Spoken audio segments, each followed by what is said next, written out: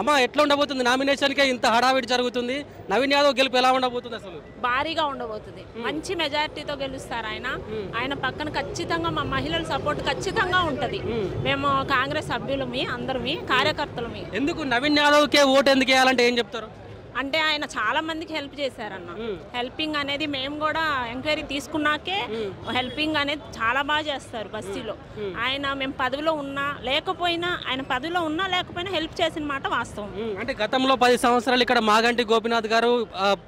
ఇక్కడ అధికారంలో ఉన్నారు 10 సంవత్సరాల్లో జూబ్లీహిల్స్ ఎంతో అభివృద్ధి చెందింది ఇలా మాగంటి సునీత గారికి ఓటేసి గెలిపియారని చెప్పేసి కేటీఆర్ చెప్తున్నాడు కదా ఏ మాత్రం అభివృద్ధి లేదు 10 సంవత్సరాలుగా రేషన్ కార్డ్స్ ఇచ్చారా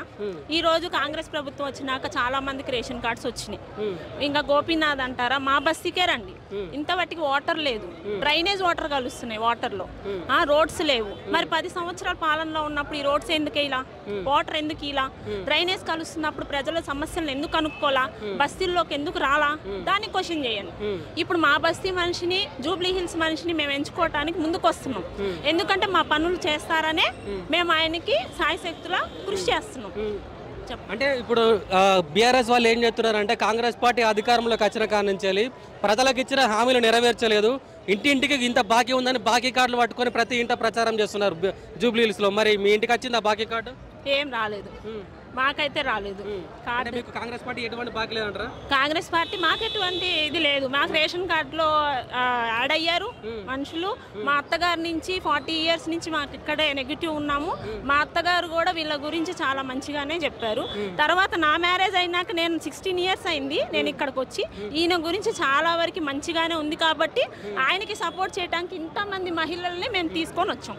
ఆయన ఖచ్చితంగా మంచి మెజారిటీతో గెలిపించుకుంటామని కోరుకుంటాం అంటే ఇప్పుడు నవీన్ యాదవ్ గారు వ్యక్తిగతంగా కాంగ్రెస్ పార్టీ విషయం పక్కన పెడితే వ్యక్తిగతంగా ఇక్కడ చాలా అభివృద్ధి కార్యక్రమాలు చేపట్టారు మహిళలకు కుట్టు మిషన్లు మన రీసెంట్గా శ్రీమంతం ఏర్పాట్లు కూడా చేశారు నిజంగా అంటే ఇటువంటి వ్యక్తిత్వం ఇంకా ఎవరికైనా ఉంటుందా జూబ్లీహిల్స్లో లేదు సార్ ఎవ్వరికి లేదు శ్రీమంతం చేశారు ఆ మాట వాస్తవం మా బస్తీలో నుంచే వెళ్ళారు నేను పంపించా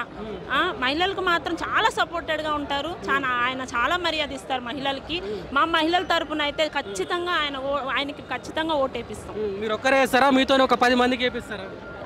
అందరికి వేపిస్తాం వాళ్ళు ఏంటి వేపిస్తాం కాదు వాళ్ళకి మంచి అభిప్రాయం ఉంది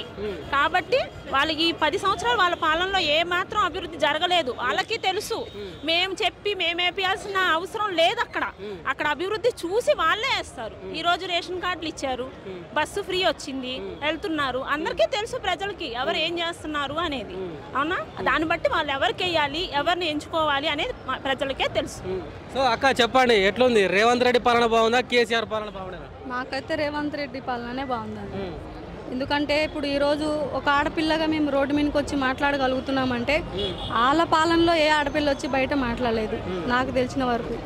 సో నేను ఈరోజు ఇక్కడ వచ్చి మాట్లాడుతున్నా నేను మహిళా కాంగ్రెస్లో ఉన్నా మహిళా కాంగ్రెస్లో నేను జనరల్ సెక్రటరీ వెంగళరావు నగర్ డివిజన్లో సో ఈరోజు ఒక మనిషికి ఒక వాల్యూ ఇచ్చి ఒక ఆడపిల్లగా మీరు అందరూ ఆడపిల్లలు అంటే ఇంట్లో కుందేలు వంటింటో కుందేలు లాగా కాకుండా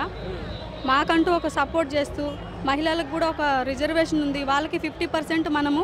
సపోర్ట్ చేయాలని చెప్పి రేవంత్ రెడ్డి అన్న గారు మాకు సపోర్ట్ చేస్తున్నారు సో ఆ అన్న తరపు నుంచి మాకు నవీన్ అన్న ఇంకా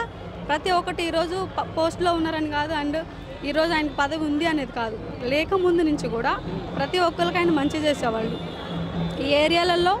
ఆయన హెల్ప్ తీసుకొని లేని వాళ్ళు లేరు ప్రతి ఒక్కరికి హెల్ప్ ఇచ్చారు ఎవరంటే చిన్న వాళ్ళు వచ్చి అడిగినా హెల్ప్ చేస్తారు పెద్దవాళ్ళు వచ్చినా హెల్ప్ చేస్తారు ఒక కులము మతం అనేది ఏమీ లేదు ప్రతి ఒక్కరికి మంచి చేయాలనే ధ్యేయం మాత్రము నవీన్ అన్న యాదవ్ది